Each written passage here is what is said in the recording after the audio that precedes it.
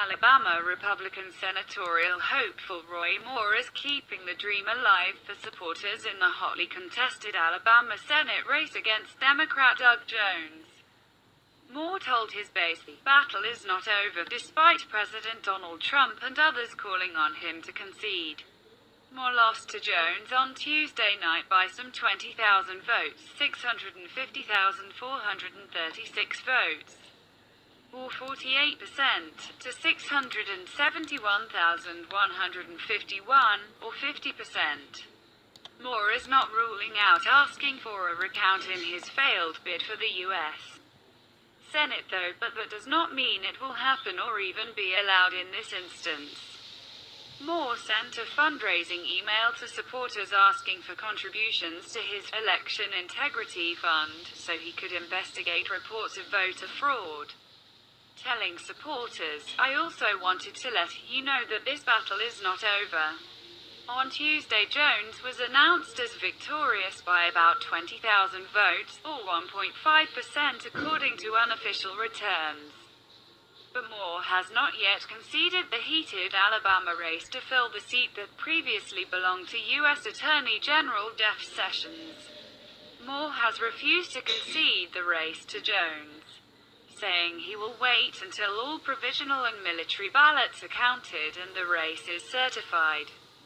Moore told supporters that the race was close, and some military and provisional ballots had yet to be counted. Those are expected to be counted next week. Moore has also said his campaign is collecting numerous reported cases of voter fraud to send to the Secretary of State's office. Moore told supporters Tuesday night, "Realize when the vote is this close, it's not over and we still got to go by the rules about this recount provision. It's not over, and it's going to take some time." Alabama Secretary of State John Merrill says it is unlikely that the last-minute ballots will change the outcome of the election or even trigger a recount. The margin must be under 0.5% in order to trigger an automatic recount, and in this instance, the state would pay for it roughly to the tune of a cool $1 million in taxpayer money. The results of Alabama's Senate race will be certified between December 26 and January 3 after counties report their official totals. Merrill stated, "I know a lot of people would say it's never over until it's over. But the margin of victory for Doug Jones at this particular time looks like a very difficult amount of votes to overcome as the remaining votes that are out there to be counted next week begin to be considered at the local level." Merrill has also stated his office has investigated reports of voting irregularities, but have not discovered any that have been proven factual in nature. President Trump has endorsed Jones' win, calling to congratulate him as well as calling on Moore to concede the race. If Jones' margin of victory ends up being more than 0.5%, then things get a little dicier for a recount option. According to ACL.com, Alabama's election handbook spells out several offices that are not included in state laws for contesting elections: lieutenant governor, U.S. senator, and U.S. representative. There are other provisions, however, that indicate a candidate a political party could request a recount, who might challenge Doug Jones in 2020. "It's our contention the votes can be recounted," John Bennett, Deputy Chief of Staff for the Secretary of State's office, told AL.com.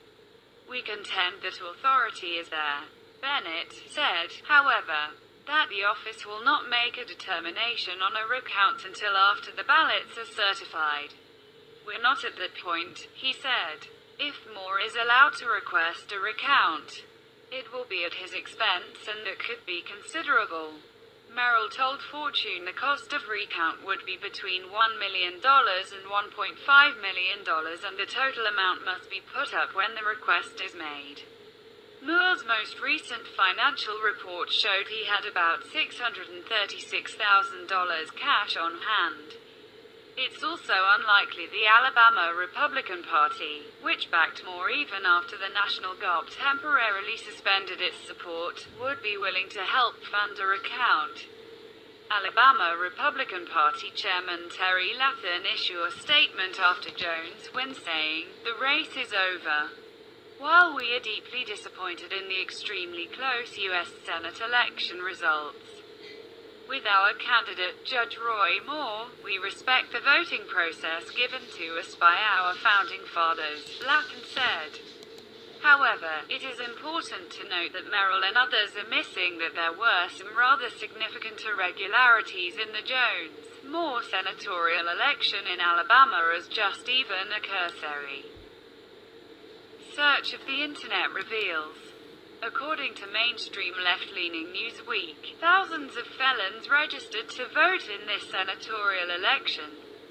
Thousands of felons may have registered to vote in the weeks leading up to the Alabama Senate election on Tuesday, in which Democrat Doug Jones pulled off a surprise victory.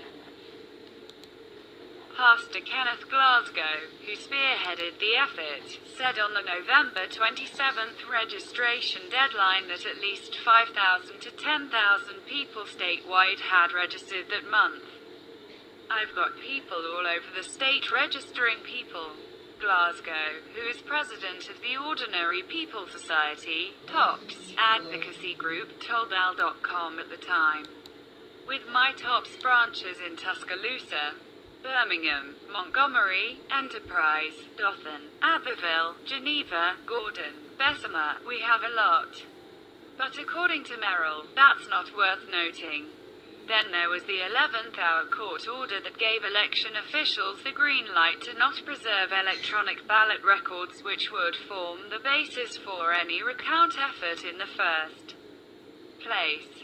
According to the left-leaning Guardian, a court in Montgomery, the state capital, issued an injunction on Monday afternoon ordering election officials around the state to preserve digital images of the ballots cast by Alabama voters in the hard-fought contest between controversial Republican Roy Moore and Democrat Doug Jones. But the Supreme Court stayed that injunction almost immediately following a protest lodged by Alabama's chief election official, the Secretary of State, John Merrill. Voting rights experts denounced the ruling as a blow to transparency in a state that already has a flawed vote recount procedure and a somewhat checkered history of questionable election outcomes that the state's senior officials and courts have allowed to go unchallenged. "There's no legitimate reason not to preserve ballot images," said Christopher Sauter, a veteran Washington election lawyer who helped the plaintiffs in the case. "It's neither expensive nor inconvenient. It amounts to flipping a switch." Then there was the enthusiastic volunteer that announced to one and all that people came from all over the country to Alabama to vote for Jones. It certainly seems like there is more than ample evidence of potential skewing of election results, especially in light of the disproven 40-year-old allegations of sexual impropriety levied against Moore just 30 days before Election Day. He himself had been in the public eye for more than 40 years with no hint of such allegations. Yet all of a sudden here they come standing beside Gloria Allred.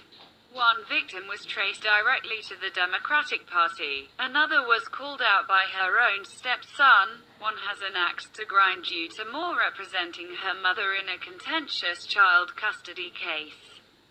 And yet a third admitted to forging Moore's signature in her yearbook. This whole thing smells to me. What do you think? Does this whole thing sound fishy to you? Does Alabama need a recount? Sound off in the comments and let us know what you think.